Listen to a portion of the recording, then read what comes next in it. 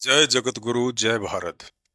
परमपिता परमात्मा, सारी सृष्टि के रचनहार, कुल मालिक, असंख्य ब्रह्मांडों के स्वामी, जगत गुरु, तीनों लोकों में प्रवेश करके सबका भरण पोषण करने वाले राजाधिराज, आत्माधार, नाथों के नाथ, देवों के देव महादेव, सर्वेश्वर महेश्वर, मृत्युंजय, अजरो अमर, आदि अनादि, सनातनी प्रभु, जगत पिता जगदीश्वर, श्री श्री 1008 की उपाधि के वास्तविक अधिकारी, अकाल मूरत, शब्द स्वरूपी राम वासुदेव, सर्वगतम परम, परम पूज्य, प्रथम पूज्य, परम संत, परम पुरुष, परम धनी, परम दयालु, सत्य कबीर, हक्का कबीर, अल्लाहु कबीर, अल्लाहु अकबर, बाखबर, अल्लाह ताला, जगत के तारणहार, जगत के मुक्तिदाता, जगत के जगन्नाथ, हारे के सहारे, हिंदुओं के राम, मुसलमानों के अल्लाह, सिखों के वाहिगुरु, ईसाइयों के मसीह, दया के सागर दयानिधि, करुणा के सागर करुणानिधि, स्वयंभू परिभू,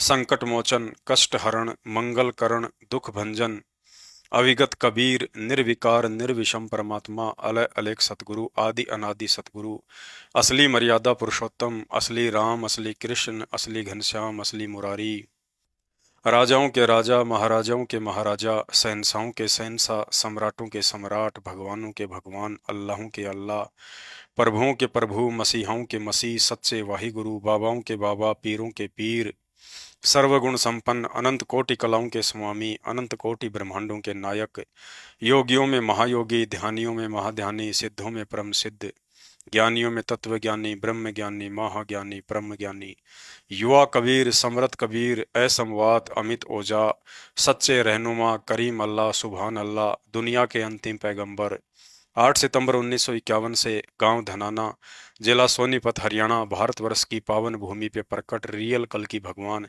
संत श्रोमणी सतगुरु रामपाल जी परमेश्वर जी के चरण कमल में देश विदेश से साध संगति से जुड़े हुए सभी भाई बहनों का अनंत कोटि दंडवत प्रणाम।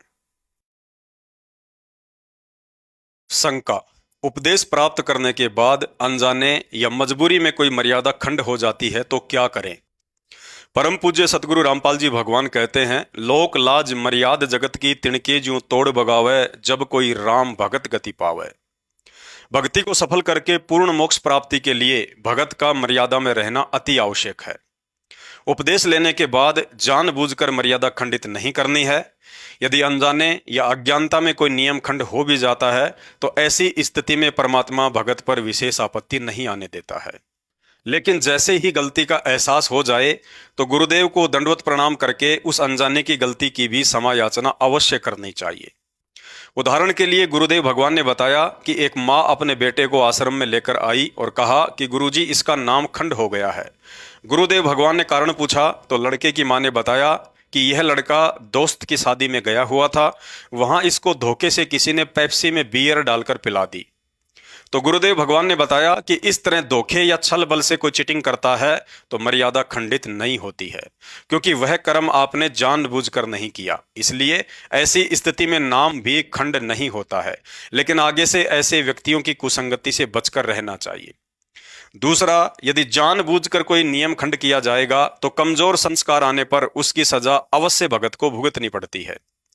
तीसरा, यदि दबाव में या मजबूरी में कोई मर्यादा खंडित होती है तो गुरुदेव भगवान ने बताया कि सजा तो उसकी भी भुगतनी पड़ेगी, लेकिन मजबूरी में मर्यादा तोड़ने के कारण यदि भगत के संस्कार में मौत आनी होगी तो आपका कोई अंग भंग ही होकर रह जाएगा। अर्थात परमात्मा उस संस्कार को मौत के बदले शरीर के किसी अंग को कटवाकर ही पूरा करवा देगा तथा भक्ति के लिए भगत का जीवन शेष बचा रहेगा। संत शरण में आने से आई टले बला, जय मस्तक में सूली हो व कांटे में टल जा। इसके अलावा यदि भगत पूर्णतया मर्यादा में है और प्रारब्धवश मौत आनी है तो समर्थ सतगुरुदेव भगवान उस मौत को टालकर अपने भगत का नया प्रारब्ध लिख देता है। मासा घटे ना तिल बदे विदाता लिखे जो लेख, सच्चा सतगुरु मेट कर ऊपर मार दे मेघ। अतः कोशिश करें, यदि ज्ञान समझ में आने के बाद भक्ति करने की ठानी है तो उसे मर्यादा में रहकर पूरी शिद्दत के साथ ही करें। शंका। उपदेशी माता बहन अपने पति या परिवार के अत्यधिक दबाव के कारण मजबूरीवश देवी देवताओं की पूजा में सहयोग दे सकती है या नहीं? गुरुदेव भगवान कहते हैं, माई मसाणी सेड शीतला भैरव भूत हनुमंत, परमात्मा उनसे दूर है जो इनको पूजंत। 100 वर्ष सतगुरु की पूजा, एक दिन आन उपासी, वो अपराधी आत्मा फिर पड़े काल की फांसी। सतगुरु से उपदेश प्राप्त करने के बाद आन उपासना अर्थात किसी भी देवी देवता, साधु संत महात्मा या परंपरागत पूजा पाठ में हिस्सा लेना या सहयोग करना भगत के लिए सबसे बड़ी गलती होगी। जिस प्रकार जहर को चाहे जानबूझकर खा लें या दबाव में आकर खा लें, जहर अपना असर करता ही करता है। इसी प्रकार आन उपासना को चाहे जानबूझकर करें या किसी के दबाव में आकर करें, मर्यादा खंडित होगी ही होगी। अतः भक्ति सफल करने के लिए ज्ञान आधार से संघर्ष करते हुए हर कीमत पर मर्यादा को टूटने से बचाना चाहिए। गुरुदेव भगवान ने बताया कि 3 प्रकार से मर्यादा खंडित होती है। पहला, सब कुछ पता होने के बावजूद भी जानबूझकर मर्यादा तोड़ना, जिसकी सजा कमजोर संस्कार आने पर भगत को अवश्य भुगतनी पड़ती है। उस समय सतगुरु अपनी तरफ से कोई भी सहायता भगत की नहीं करता है। जैसा भी उसका संस्कार है वैसा ही सुख या दुख भोगना ही पड़ता है। दूसरा, अनजाने या धोखे से मर्यादा का टूटना, जिसकी सजा भगत को नहीं भुगतनी पड़ती है, परंतु गलती का पता चलते ही तुरंत गुरुदेव भगवान से क्षमा याचना अवश्य करनी चाहिए। उदाहरण के लिए, आपके साथ मजाक या धोखा करते हुए किसी ने शराब पिला दी या मांस खिला दिया, तो ऐसे में मर्यादा खंडित नहीं होती है, लेकिन पता चलते ही तुरंत ऐसे लोगों की कुसंगति को त्याग देना चाहिए और आगे से विशेष सावधानी भी बरतनी चाहिए। तीसरा, मजबूरी या दबाव में आकर मर्यादा तोड़ना। गुरुदेव भगवान ने बताया, यदि आपकी इच्छा के विरुद्ध दबाव डालकर कोई भक्ति विरुद्ध कर्म करवाया जाता है तो उसकी भी सजा मिलती है, लेकिन दबाव या मजबूरी वाली स्थिति में तोड़ी गई मर्यादा की सजा कुछ हल्की हो जाती है, परंतु भगत की यह कमजोरी भी सतगुरु को दुखी करती है। इसलिए भगत को चाहिए कि ज्ञान को आधार बनाकर अपने आत्म कल्याण के लिए बहन मीराबाई व भगत मंसूर की तरह अपने सतगुरु भगवान पर विश्वास रखकर उन परिस्थितियों का डटकर मुकाबला करेंगे तो भगत के साथ परमात्मा भी खड़ा हो जाता है। यदि संघर्ष से पहले ही घुटने टेक कर हार मान लेंगे तो ऐसी कायर आत्माओं का सतगुरु भी साथ नहीं देता। भाइयों और बहनों, सत्संग सुनकर थोड़ा सा विचार अवश्य करना होगा। हमसे भक्ति करवाकर सतलोक ले जाने के लिए गुरुदेव भगवान का कोई स्वार्थ नहीं है। कोई ये सोचे कि सतलोक में परमात्मा ने बहुत बड़ी कोई फैक्ट्री खोल रखी होगी और वहां की लेबर ने हड़ताल कर रखी होगी, इसलिए परमात्मा हमसे मजदूरी करवाने के लिए यहां से लेकर जाना चाहते हैं। ऐसा बिल्कुल भी नहीं है। ये तो हम नीच आत्माओं का कोई पुरबला भाग्य उदय हुआ है, जो सतलोक के राजा सतगुरु रामपाल जी भगवान हम पर प्रसन्न होकर समस्त गलतियों को नज़रअंदाज करके इस नरक से बाहर निकालने के लिए स्वयं ही चल कर आए हैं। अन्यथा स्वयं परमात्मा की वाणी है, शीश उपाड़े भूमि धरे और ऊपर राखे पांव, कबीर का घर शिखर में, तेरी गरज पड़े तो आओ। अर्थात उस दुर्लभ लोक सतलोक में जाने के लिए तो यदि करोड़ों बार हाथों से अपना शीश काटकर भी सतगुरु के चरणों में भेंट चढ़ाओ तो भी उन्हें प्रसन्न नहीं किया जा सकता है। लेकिन आज हमारी सोच से भी परे इतने सस्ते में भगवान प्रसन्न होकर सतलोक से चलकर और उल्टा स्वयं ही सतलोक चलने के लिए हमसे प्रार्थना कर रहा है। भाई और बहनों, ये कोई योग या संयोग नहीं, बल्कि अति दुर्लभ से दुर्लभ महायोग है, जिसे सतगुरु ने स्वयं ही पैदा किया है। अन्यथा जो भयंकर गलतियां करके परमात्मा की नजरों से नीचे गिरकर काल के साथ साथ इस 21 ब्रह्मांड रूपी जेल में गिरकर युगों युगों से हम महाकष्ट भोग रहे हैं, उन गलतियों की क्षमा याचना यहाँ हमारी किसी भी क्रिया से संभव नहीं है। अर्थात आज परमात्मा का मिल जाना हमारी कोई समझदारी या योग्यता नहीं, बल्कि यह तो उनकी स्वयं की ही कोई मौज है। और यदि उनकी इस मौज का आज हमने पूरी शिद्दत के साथ फायदा नहीं उठाया तो हमसे बड़ा निर्भागी प्राणी जहान में कोई दूसरा नहीं होगा। फिर तो महावीर स्वामी की तरह करोड़ों करोड़ों जन्म गधे, कुत्ते, सुअर, बिल्ली, हाथी और फिर नरक महानरक का कष्ट अलग, अर्थात एक बार 84 में जाने के बाद ना तो हम किसी की बात समझने के लायक रहेंगे और ना ही कोई समझाने के लायक होगा। परमात्मा कहते हैं, समझा है तो सिर धर पांव, बहुर नहीं रे ऐसा दाव। तोड़ डालो सारे बंधन, काहे की मजबूरी और काहे का दबाव। अगर जरा सी भी हिम्मत करके ज्ञान आधार से पति, पिता, सास, ससुर, समाज का सामना करेंगे तो गुरुदेव कहते हैं, जैतू चाले एक कदम मैं चालूं कदम 60, जैतू हो जा काठ का तो मैं बन जाऊं लोहे की लाठ। कहने का मतलब है, फिर हिम्मत करने वाले भगत से परमात्मा बिल्कुल भी दूर नहीं है। ज्यादा से ज्यादा काल हमें माता पिता, पति या सास ससुर के माध्यम से डराएगा कि हमारी बात नहीं मानी और ये भक्ति नहीं छोड़ी तो जायदाद में हिस्सा नहीं मिलेगा, मकान में हिस्सा नहीं मिलेगा, जा निकल जा मेरे घर से, देखता हूं तेरा बाबा रामपाल क्या करता है तेरे लिए। अगर उस परीक्षा के समय में दृढ़ होकर भगत या भगतमती उन काल प्रेरित लोगों से हार नहीं मानता है और यही कहता है कि भाई घर छूटो या जग रूठो, चाहे रूठो ये संसारा हो, कौन सुनेगा फिर मेरी काल नगर में जब गुरु रूठ गया मेरा हो। फिर देखना बाबा रामपाल के कमाल, अपनी ऐसी दृढ़ आत्माओं की वो ऐसी व्यवस्था कर देगा कि यहाँ का राजा भी अपने रिश्तेदार की नहीं कर सकता। गुरुदेव कहते हैं, कबीर कहे मेरे भगत को दुख ना दीजियो कोई, मेरा भगत दुखी तो मैं दुखी, मेरा आपा भी दुखी होए। हम ही हिरणाकुश का पेट फाड़ा, हम ही मारा कंस, जय कोई सतावे मेरे भगत को तो उसका खोद्यूं वंश। भाई और बहनों, परमात्मा आज भी वही है, उतना ही समर्थ और शक्तिशाली है जितना कि सतयुग, त्रेता और द्वापर में था। भगवान तो इंतजार कर रहा है कि मैं फिर से वही सब लीलाएं करूं, लेकिन उन सब लीलाओं को दोहराने के लिए आज भगवान को प्रहलाद जैसा दृढ़ विश्वासी कोई भगत नहीं मिल रहा है। उन सब लीलाओं को दोहराने के लिए भगवान को मीराबाई जैसा संघर्ष करने वाली कोई बहन बेटी दिखाई नहीं दे रही है। उन सब लीलाओं को दोहराने के लिए भगवान को नरसी और इब्राहिम सुल्तान जैसा कोई त्यागी और वैरागी भगत दिखाई नहीं दे रहा है। उन सभी लीलाओं को दोहराने के लिए भगवान को सम्मन और मंसूर जैसा सतगुरु पर कुर्बान हो जाने वाला भगत दिखाई नहीं दे रहा है। भाई और बहनों, अभी मौका है मर्यादाओं में रहकर भक्ति करते हुए अपने सतगुरु के चरणों में विशेष जगह और उनके हृदय रूपी प्रेम समुद्र में जी भर भर कर गोते खाने के लिए। और यह उसी समय संभव है जब हम संसार से पूरी तरह आंखें बंद करके अपने सतगुरुदेव भगवान पर तन मन धन समर्पित करके मन कर्म वचन से न्योछावर हो जाएं कि मेरे साथ जो भी होगा उसे सतगुरु अपने आप देख लेगा, बस मुझे तो वो देखना है जो मेरे सतगुरु ने मुझे दिखाया है। शंका, नाम उपदेश लेने के बाद शादी समारोह, जन्मदिन, विदाई समारोह, धार्मिक अनुष्ठान या किसी भी अवसर पर गिफ्ट का लेन देन या अपना सम्मान करवाना, फूल माला देकर दूसरे का सम्मान करना, ये सब कर सकते हैं या नहीं? सतगुरु से नाम उपदेश लेने के बाद गहनता से सत्संग सुनकर भगत को बहुत सी बातों का ध्यान रखना होता है, अन्यथा जानकारी के अभाव में मर्यादा टूटने की संभावना बनी रहती है।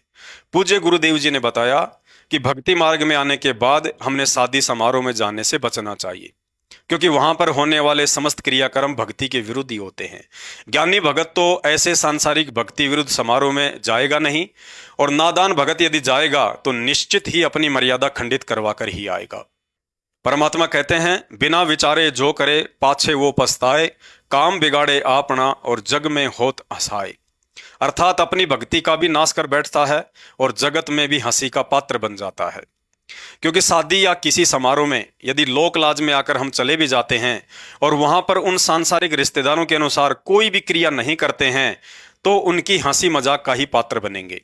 विज्ञानहीन व्यक्ति उल्टी सीधी 10 बातें आपके विषय में और 10 बातें गुरुदेव भगवान के विषय में बोलकर आपको भी शर्मिंदा करेंगे और संतों की निंदा करके अपने भी कर्म बिगाड़ेंगे।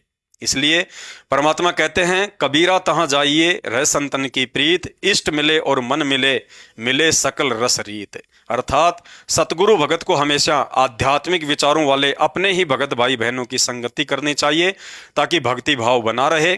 गुरुदेव भगवान कहते हैं, दुनिया से ती दोस्ती पड़े भजन में भंग, एका एकी राम से या साधु के संग। अर्थात यदि भगत होकर आप जगत वालों के साथ ज्यादा मेल मिलाप या उठना बैठना रखते हैं तो अवश्य एक ना एक दिन उनकी बातों से आपकी भक्ति व विचारों में भंग पड़ना शुरू हो जाएगा। कहते हैं, मूर्ख की प्रीत बुरी, जुए की जीत बुरी, बुरे संग बैठ बुरा लागे ही लागे, काजल की कोठरी में कैसा भी यत्न करो, काजल का दाग भाई लागे ही लागे। इसलिए सतगुरु आदेश व ज्ञान आधार अनुसार एक भगत को ज्यादा से ज्यादा समय परमात्मा की भक्ति साधना में या भगत भाई बहनों से संपर्क में रहकर ही बिताना चाहिए। इसके अलावा किसी भी शादी विवाह, त्योहार या सामाजिक अवसर पर गिफ्ट आदि का लेन देन नहीं करना चाहिए। ऐसा करने से हमारे ऊपर एक दूसरे का भार चढ़ता है और मर्यादा भी टूटती है। इन व्यर्थ के सांसारिक चौंचलों व आपसी लेन देन के कारण ही ये काल हमें ऋण संबंधों में बांध कर रखता है। जगत को ज्ञान नहीं है, इसलिए उन्होंने इस तरह के सामाजिक समारोह अपने मनोरंजन, मान सम्मान व दिखावे के लिए बना रखे हैं। लेकिन हमें ज्ञान हो गया है कि इस तरह के भक्ति विरुद्ध समारोह भक्ति का नहीं बल्कि बकवाद का हिस्सा है, जहां जाने से व सहयोग करने से हमारी मर्यादा टूटती ही टूटती है। जिस प्रकार डायबिटीज के मरीज को मिठाई से दूर रहने में ही फायदा है, वरना किसी के जबरदस्ती करने या ज्यादा ही प्रार्थना करने से मिठाई खा ली तो मौत भी हो सकती है। ठीक इसी तरह व्यर्थ की सामाजिक परंपराओं व समारोह में शामिल होना या गिफ्ट आदि का लेन देन करना एक भगत को शुगर के मरीज के समान उस मिठाई की तरह समझना चाहिए जो एक स्वस्थ व्यक्ति के लिए तो अमृत के समान हो सकती है, लेकिन वही मिठाई उस मरीज के लिए मीठे जहर के समान होती है। शंका, क्या उपदेशी माता पिता अपने बच्चों का जन्मदिन मना सकते हैं? पूज्य गुरुदेव भगवान ने बताया कि बेटा जाया खुशी हुई, बहुत बजाए थाल, ये तो आना जाना लगा हुआ है ज्यों कीड़ी का नाड़। अर्थात सच्चे सतगुरु से सृष्टि रचना सुनने के बाद अपना या अपने बच्चों का जन्मदिन मनाकर भगत यहाँ किस बात की खुशी मना सकता है? इस गंदे लोक में मनुष्य जन्म प्राप्त करना भी एक श्राप है, और ऐसे श्राप के उपलक्ष्य में खुशी मनाना किसी मूर्खता से कम नहीं। आज जन्मदिन मनाकर झूठी खुशी में झूम रहे हैं और कल को अचानक मौत हो जाने पर आंखों से आंसू बहाते हैं। तत्व ज्ञान हो जाने पर भगत को इस भय के साथ सदैव भक्ति पर लगे रहना चाहिए कि बड़े सौभाग्य से मुझ नीच पर रहम खाकर गुरुदेव भगवान ने सत भक्ति देकर इस गंदे लोक से सदा सदा के लिए जन्म मरण का भयंकर रोग जड़ से समाप्त करने वाली भक्ति रूपी औषधि प्रदान की है। और अब यदि कोई मर्यादा टूट गई, गुरुदेव भगवान नाराज हो गए, तो ये औषधि अपना काम करना बंद कर देगी तथा मेरी युगों युगों की तपस्या व बलिदान पर पानी फिर जाएगा, जिसके बदले आज मुझे भगवान मिला है। दूसरी बात, यदि उपदेशी माता पिता इन झूठी खुशी देने वाली कुप्रथाओं से पीछे हटेंगे तो उनके बच्चे भी इन बकवादों में नहीं फंसेंगे। इससे हमारा समय, धन और मर्यादा सभी की रक्षा होगी और ऐसा करने से गुरुदेव भगवान भी प्रसन्न रहेंगे। शंका, उपदेशी भगत स्कूल, कॉलेज, शादी विवाह या किसी भी सामाजिक या राजनीतिक समारोह में फूल माला देकर किसी का सम्मान या स्वयं का सम्मान करवा सकता है या नहीं? गुरुदेव भगवान का तत्व ज्ञान कहता है कि किसी भी तरह के कार्यक्रम में भगत ने किसी का फूल माला आदि देकर या पहनाकर ना ही तो झूठा मान सम्मान करना चाहिए और ना ही अपना सम्मान करवाना चाहिए, क्योंकि इस तरह का दिखावे वाला सम्मान करना या स्वयं का सम्मान करवाना पूजा में आता है, जो कि भगत के लिए मर्यादा टूटने का कारण बनता है। सकल सृष्टि में एकमात्र पूजनीय सिर्फ और सिर्फ कबीर परमात्मा है, जो वर्तमान में सतगुरु रामपाल जी के रूप में धरती पर प्रकट है। यदि उपदेशी भगत ने अपने गुरुदेव के अलावा किसी अन्य की वाहवाही कर दी, माला आदि डालकर सम्मान कर दिया या तालियां बजाकर अभिवादन कर दिया, तो समझ लेना निश्चित ही मर्यादा खंडित हो चुकी है। परमात्मा कहते हैं, जैसे माता गर्भ को राखे यतन बनाए, चोट लगे तो छिन्न होवे तेरी ऐसे भक्ति जाए। शंका, उपदेश लेने के बाद किसी भी धार्मिक अनुष्ठान, देवी देवताओं के जागरण, भंडारे या अन्य संतों के सत्संगों में शामिल होना चाहिए या नहीं? गुरुदेव भगवान कहते हैं, कबीर कथा करो करतार की, सुनो कथा करतार, आन कथा सुनिए नहीं, कहे कबीर विचार। अर्थात सच्चे सतगुरु से सृष्टि का यह शास्त्र प्रमाणित उत्तम तत्व ज्ञान लेने के बाद अन्य सभी देवी देवताओं व साधु संतों के आध्यात्मिक स्तर का पता चल जाता है कि और ज्ञान सब ज्ञान अड़ी, कबीर ज्ञान सो ज्ञान, जैसे गोला तोप का अब करता चले मैदान। यानी शास्त्र विरुद्ध अज्ञान से लबालब उनके भाषण सुनना भी अपना कीमती समय व्यर्थ में बर्बाद करने के समान है। पूज्य गुरुदेव भगवान ने बताया कि एक पतिव्रता स्त्री का स्वभाव होता है कि वह अपने पति के अलावा किसी गैर पुरुष की प्रशंसा सुन भी नहीं सकती। ठीक इसी तरह एक पतिव्रता आत्मा अपने पति परमेश्वर गुरुदेव भगवान के तत्व ज्ञान युक्त सत्संगों के अलावा अन्य तत्व ज्ञानहीन गैर साधु संतों के भाषण नहीं सुन सकती, चाहे वे कितनी ही अटपट और मीठी मीठी बातें क्यों ना करें। गुरुदेव भगवान कहते हैं, बीजक की बाता करें और बीजक ना ही हाथ, पृथ्वी डूबोवन उतरे, ये कहकर मीठी बात। पवित्र चारों वेद, गीता जी, कुरान पुराण और बाइबल का जो यथार्थ ज्ञान सतगुरु रामपाल जी भगवान के छोटे छोटे बच्चों को प्राप्त है, उतना ज्ञान तो इस देश के चारों शंकराचार्यों को भी प्राप्त नहीं है। फिर अन्य छोटे मोटे रामकृष्ण और भागवत की कथा कहने वाले स्वयंभू संतों और मंडलेश्वरों की तो औकात ही क्या है। इसलिए हर स्थिति में ज्ञानी भगत को ज्ञान आधार बनाकर अपनी भक्ति मर्यादाओं को बचाना है। भाई और बहनों, वर्तमान समय भक्ति युग का समय है। परमात्मा स्वयं धरती पर प्रकट हैं और उनके सामने सभी संत महात्माओं की सिद्धि विद्धि काम करना बंद कर दिया करती है। जैसे सूर्य के सामने चांद सितारों की रोशनी फीकी पड़ जाया करती है, परंतु फिर भी काल प्रेरणा से या गुरुदेव भगवान के द्वारा हमारी परीक्षा के मकसद से यदि काल के साधु संतों द्वारा कोई भी चमत्कार या सिद्धि विद्धि देखने को मिल जाए या सोशल मीडिया पर ऐसे कोई वीडियो वायरल होने लग जाएं जिसमें वह व्यक्ति मुर्दे को भी जिंदा कर देता है, किसी लूले लंगड़े को अपनी वचन शक्ति से ठीक कर देता है, किसी रोगी को स्वस्थ कर देता है, जमीन से 2-2.5 फुट ऊपर बैठकर तपस्या करने लगता है, नदी या तालाब के जल पर चलने लगता है, 2-4 दिन की साधना से आसमान से बारिश करवा देता है, अचानक से सैकड़ों व्यक्तियों के बीच से अंतर्ध्यान हो जाता है, आपकी जेब में या घर में किस जगह क्या सामान रखा है ये बता देता है, आपके रिश्तेदारों के नाम बता देता है, आपके मन की बात अर्थात मन में उठने वाले विचारों को बता देता है। तो इन छोटे मोटे काल चमत्कारों को देखकर भी ज्ञान आधार से हमने अपने मन में रत्ती भर भी शंका या दोष पैदा नहीं करना है और ना ही उन काल पुजारियों पर आसक्त होना है। काल पुजारियों को तो छोड़ो, खुद इस काल के पास भी इतनी सिद्धियां नहीं हैं जितनी सिद्धियां मात्र सतनाम के 2-4 वर्ष के सुमरण से आप और हम भक्तों में आ चुकी हैं। परंतु परमात्मा हमें एहसास नहीं होने देता है और ना ही उन सिद्धियों को प्रयोग करने की इजाजत और विधि बताता है, अन्यथा हमारा सतलोक प्राप्ति का कार्य अधूरा ही रह जाएगा। और यदि किसी कारण से इस जन्म में भक्ति करते करते भी मर्यादा आदि टूट जाने से सतलोक नहीं जा पाए, तो आज सतनाम और सारनाम के सुमरण से जो सिद्धियां हमारे अंदर प्रकट हो चुकी हैं, इन्हीं सिद्धियों का काल जमकर दुरुपयोग भी करवाएगा। फिर अगले जन्मों में काल हमें अगत से ऋषि बनाएगा। आज इस सतनाम के सुमरण से जमा भक्ति की शक्ति से फिर हम एक ही घूंट में 7 समुद्रों का पानी पीकर दुनिया में वाहवाही के पात्र बन जाएंगे और फिर पूंजी समाप्त होते ही अगले जन्म में कुत्ता और सूअर बनकर लैट्रिन कैसे खाया जाता है वो सिद्धि भी दुनिया को दिखाएंगे। फिर ये काल हमें गोरखनाथ बनाएगा, मच्छंद्रनाथ जैसे मुर्दों को जिंदा करवाकर दुनिया में वाहवाही का पात्र बनाएगा और फिर किसी जन्म में गधा बनाकर कुम्हार के लठ भी खिलाएगा। फिर ये काल हमें चुनक ऋषि, दुर्वासा ऋषि, वशिष्ठ ऋषि और कपिल ऋषि भी बनाएगा, हमारे से अनगणित पाप करवाएगा। फिर अगले जन्मों में उन पाप कर्मों की सजा कुत्ता बनाकर सिर में कीड़े डालकर महाकष्ट भी भुगताएगा। हम ही आत्माओं को 33 करोड़ देवी देवता, ब्रह्मा विष्णु महेश और धरती पर 24 अवतार बनाकर बंदर वाला डांस करवाएगा। कभी रावण से युद्ध करवाएगा तो कभी कंस के साथ झगड़ा करवाएगा। ना चैन से जीने देगा, ना ही आसानी से मरने देगा।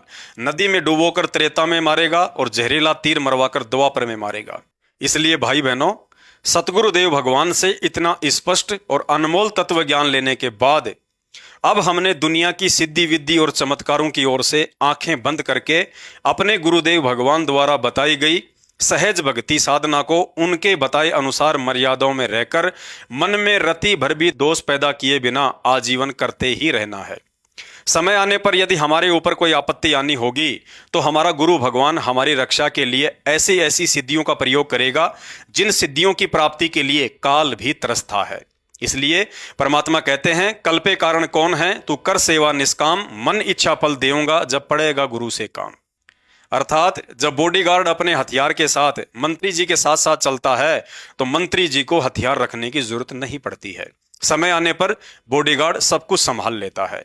ठीक इसी प्रकार सृष्टि का सबसे बड़ा शक्तिशाली बॉडीगार्ड, करोड़ों अरबों सिद्धियों का स्वामी कबीर परमात्मा सतगुरु रामपाल जी भगवान जब पल पल हम भक्तों के साथ साईं की तरह रहता है तो ऐसे समर्थ भगवान के भक्तों को सिद्धि की नहीं बल्कि साधना की चिंता होनी चाहिए कि अब की बार भक्ति साधना में किसी भी तरह की कोई चूक ना बन जाए, अन्यथा हमारा बना बनाया काम बिगड़ जाएगा। तो शंका समाधान में आज केवल इतना ही।